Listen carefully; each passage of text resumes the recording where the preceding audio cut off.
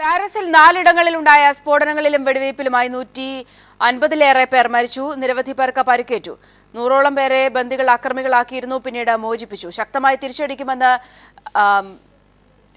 France അറിയിച്ചിട്ടുണ്ട്. വിവരങ്ങളുമായി അഭിലാഷ് കടക്കൽ ചേർന്നു. അഭിലാഷ്, ഏറ്റവും പുതിയ വിവരങ്ങൾ.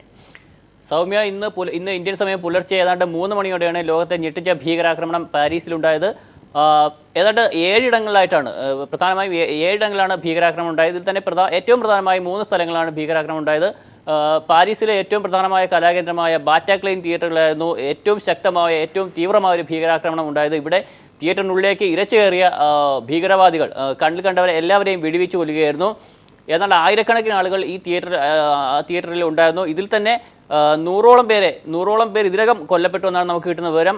അത്രത്തോളം പേര് തന്നെ ഭീകരർ ബന്ദികളാക്കി വെച്ചിരുന്നു. എന്നാൽ ഒടുവിൽ കിട്ടുന്ന വിവരമനുസരിച്ച് സൈനികർ, ഫ്രഞ്ച് സൈന്യത്തിൻ്റെ സുരക്ഷാ കമാൻഡോകൾ ഈ ഭീകരരെ വധിച്ചിരിക്കുന്നു. 8 ഭീകരരെയാണ് അവർ വധിച്ചിരിക്കുന്നത്. ബന്ദികളെ ഏറെക്കുറെ മോചിപ്പിക്കുകയും ചെയ്തിട്ടുണ്ട്. എന്നാൽ ഇനിയും ഏതാനും ഭീകരരെ കണ്ടുപിടിക്കാനുണ്ട് എന്നാണ് ഔദ്യോഗികമായി ഇവിടെ നിന്ന് കിട്ടുന്ന വിവരം. മറ്റൊന്ന്, അവിടുത്തെ പ്രശസ്തമായ ഒരു ഫുട്ബോൾ സ്റ്റേഡിയത്തിലായിരുന്നു. ഈ ഫുട്ബോൾ സ്റ്റേഡിയത്തിൽ ജർമ്മനിയും ഫ്രാൻസും തമ്മിലുള്ള ഒരു സൗഹൃദ മത്സരം നടന്നുകൊണ്ടിരിക്കുന്നുണ്ട്. ഇതിന് പുറത്ത് ചാവേർ സ്ഫോടനം ഉണ്ടായി. നിരവധി സ്ഫോടനങ്ങളാണ് ഇതിന് സമീപത്തുണ്ടായത്. നിരവധി ആൾക്കാർ ഈ സ്ഫോടനത്തിൽ കൊല്ലപ്പെട്ടു. തുടർന്ന് സൈന്യം സ്ഥലത്തെത്തുകയും സ്റ്റേഡിയത്തിൻ്റെയും പരിസര പ്രദേശത്തിൻ്റെയും സുരക്ഷ സൈന്യം ഏറ്റെടുക്കുകയും ചെയ്തു. ഈ ഫുട്ബോൾ സ്റ്റേഡിയത്തിനുള്ളിൽ കളി കാണാനിരുന്നവരിൽ ഫ്രഞ്ച് പ്രസിഡന്റ് ഫ്രാങ്കോയിസ് ഒലോദ് ഉൾപ്പെടെയുള്ള പ്രമുഖർ ഉണ്ടായിരുന്നു. അവിടെ വിദേശകാര്യ മന്ത്രി ഉണ്ടായിരുന്നു. സുരക്ഷാ സൈന്യം ഈ ഫ്രഞ്ച് പ്രസിഡന്റ് ഉൾപ്പെടെയുള്ള വിശിഷ്ട അതിഥികളെ പുറത്തെത്തിക്കുകയും ജനങ്ങളെ സുരക്ഷിതമായി അവിടെ നിന്ന് മാറ്റുകയും ചെയ്തു. അതുപോലെ തന്നെ ഒരു റെസ്റ്റോറൻറ്റിൽ ആക്രമണം ഉണ്ടായി. റെസ്റ്റോറൻറ്റിലേക്ക് ഇരച്ചുകയറിയ ഭീകരർ അവിടെയും ഇതുപോലെ ആൾക്കാരെ വെടിവെച്ച് കൊല്ലുകയായിരുന്നു. എന്തായാലും ഫ്രാൻസിനെ ഒരു ചോരക്കളമാക്കിക്കൊണ്ട്, ഫ്രാൻസിനെ ഒരു യുദ്ധക്കളമാക്കിക്കൊണ്ടാണ് ഭീകരർ നടമാടിയത്. ഈ ഭീകരർ ആരാണ് ഇതിന് പിന്നിൽ എന്നുള്ളത് കുറച്ച് സമയം വരെയും നമുക്ക് വ്യക്തമല്ലായിരുന്നു. എന്നാൽ ഒടുവിൽ ഇപ്പോൾ കിട്ടുന്ന വിവരം അനുസരിച്ച് IS ഭീകരർ ഇതിൻ്റെ ഉത്തരവാദിത്തം ഏറ്റെടുത്തിട്ടുണ്ട്. ഇത് എത്രമാത്രം വിശ്വസനീയമാണെന്ന് നമുക്ക് വ്യക്തമല്ല. കാരണം നിരവധി ഭീകരാക്രമണങ്ങൾ ഉണ്ടാകുന്ന സമയത്ത് പലപ്പോഴും പല സംഘടനകളും ഇതിൻ്റെ ഉത്തരവാദിത്തം ഏറ്റെടുക്കാറുണ്ട്. എന്നാൽ പലപ്പോഴും അത് അടിസ്ഥാനരഹിതമാണെന്ന് പിന്നീട് ബോധ്യപ്പെടാറുമുണ്ട്. അതുകൊണ്ട് തന്നെ ISൻ്റെ അവകാശവാദം എത്രമാത്രം ശരിയാണ് എന്ന കാര്യം വ്യക്തമല്ല. മാത്രമല്ല, ഇത് ISൻ്റെ ഔദ്യോഗികമായ ഒരു ഉത്തരവാദിത്തം ഏറ്റെടുക്കൽ തന്നെയാണോ എന്ന കാര്യവും വ്യക്തമല്ല. എന്തായാലും ഫ്രാൻസിനെ നടക്കിയ ഈ ഭീകരാക്രമണത്തിൽ ലോകം തന്നെ നടങ്ങിയിട്ടുണ്ട്. ലോകരാജ്യങ്ങൾ ശക്തമായി ഇതിനെ അപലപിച്ചിട്ടുണ്ട്. ഇന്ത്യൻ പ്രധാനമന്ത്രി നരേന്ദ്രമോദി ഫ്രഞ്ച് ജനതയ്ക്ക് ഐക്യദാർഢ്യം പ്രഖ്യാപിച്ചിട്ടുണ്ട്. അതുപോലെ UN secretary general Ban Ki Moon സംഭവത്തെ അപലപിച്ചിട്ടുണ്ട്. UN രക്ഷാസമിതി ഈ സംഭവത്തെ അപലപിച്ചിട്ടുണ്ട്. ബ്രിട്ടീഷ് പ്രധാനമന്ത്രി ഡേവിഡ് കാമറൂൺ അപലപിച്ചുകൊണ്ട് രംഗത്ത് വന്നു. അദ്ദേഹം പറഞ്ഞത്, ഭീകരതയ്ക്കെതിരായ പോരാട്ടത്തിൽ ഫ്രഞ്ച് ജനതയ്ക്കും ഫ്രാൻസിനും എല്ലാവിധ സഹായങ്ങളും നൽകുമെന്നാണ്. ജർമ്മൻ ചാൻസലർ ഏഞ്ചല മർക്കൽ ഈ സംഭവത്തെ അപലപിച്ച് രംഗത്ത് വന്നിട്ടുണ്ട്. അങ്ങനെ വിവിധ ലോകരാജ്യങ്ങൾ ഈ സംഭവത്തെ അപലപിച്ചുകൊണ്ട് രംഗത്ത് വന്നിട്ടുണ്ട്. എന്തായാലും ഫ്രാൻസിൻ്റെ ഇപ്പോഴത്തെ ഒരു അവസ്ഥ വളരെ ഭീകരമാണ്. കാരണം IS ആണ് ഈ സംഭവത്തിന് ഉത്തരവാദിത്തം ഏറ്റെടുക്കുന്ന. IS ആണ് ഈ സംഭവത്തിന് പിന്നിലെങ്കിൽ അതിന് കാരണം നമുക്കറിയാം. സിറിയയിലും ഇറാഖിലും അമേരിക്ക നടത്തുന്ന IS വിരുദ്ധ ആക്രമണങ്ങളിൽ എപ്പോഴും ഫ്രാൻസും പങ്കാളിയാണ്. മാത്രമല്ല, റഷ്യ സിറിയയിലെ IS കേന്ദ്രങ്ങൾക്കെതിരെ ശക്തമായ ആക്രമണം നടത്തിയ സമയത്തും ഫ്രാൻസ് തന്നെ സപ്പോർട്ട് ചെയ്തിരുന്നു.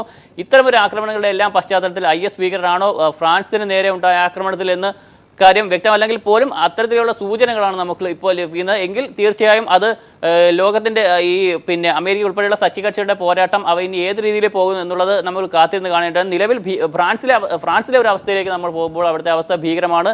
ജനങ്ങൾ ഭീതിയിലാണ്. ആക്രമണത്തിൻ്റെ തീവ്രത അല്പം കുറഞ്ഞിട്ടുണ്ട് എങ്കിൽ പോലും സൈന്യത്തിൻ്റെ തിരിച്ചടി ഏറെക്കുറെ സൈനിക നടപടി ഏറെക്കുറെ അവസാനിക്കാറായെങ്കിൽ പോലും ജനങ്ങളുടെ ഒരു ഭീതി മാറിയിട്ടില്ല. അവിടെയുള്ള റോഡ് ഗതാഗതങ്ങളെല്ലാം തടസ്സപ്പെട്ടു. റോഡ് ഗതാഗതങ്ങളെല്ലാം നിരോധിച്ചിരിക്കുന്നു. വ്യോമ ഗതാഗതം മാത്രമാണ് ഇപ്പോൾ പുനരാരംഭിച്ചിട്ടുള്ളത്. റെയിൽ ഗതാഗതവും പുനരാരംഭിച്ചിട്ടുണ്ട്.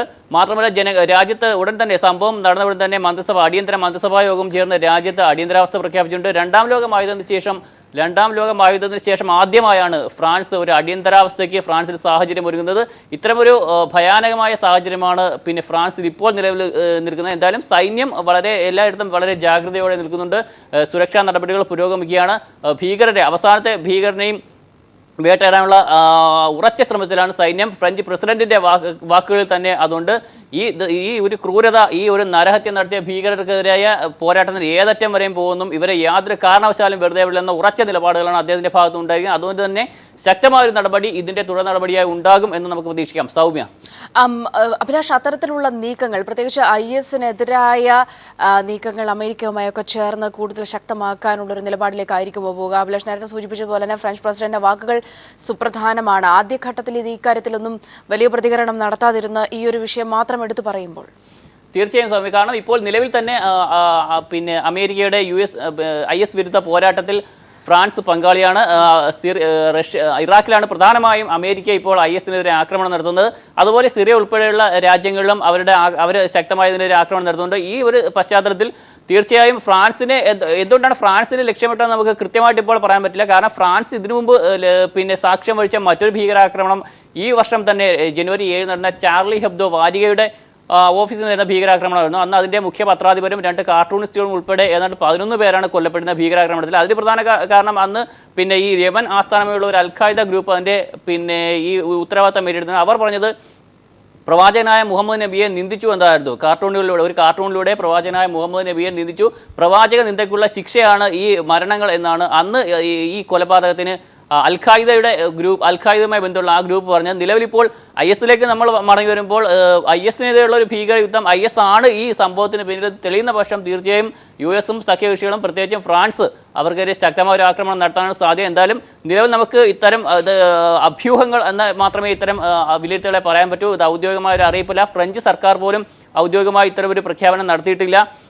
മാത്രമല്ല, ഈ ആക്രമണങ്ങളെക്കുറിച്ചുള്ള വിശദമായ വിവരങ്ങളൊന്നും തന്നെ ഫ്രഞ്ച് ഗവൺമെൻറ് ഇതുവരെ പുറത്തുവിടുന്നുമില്ല.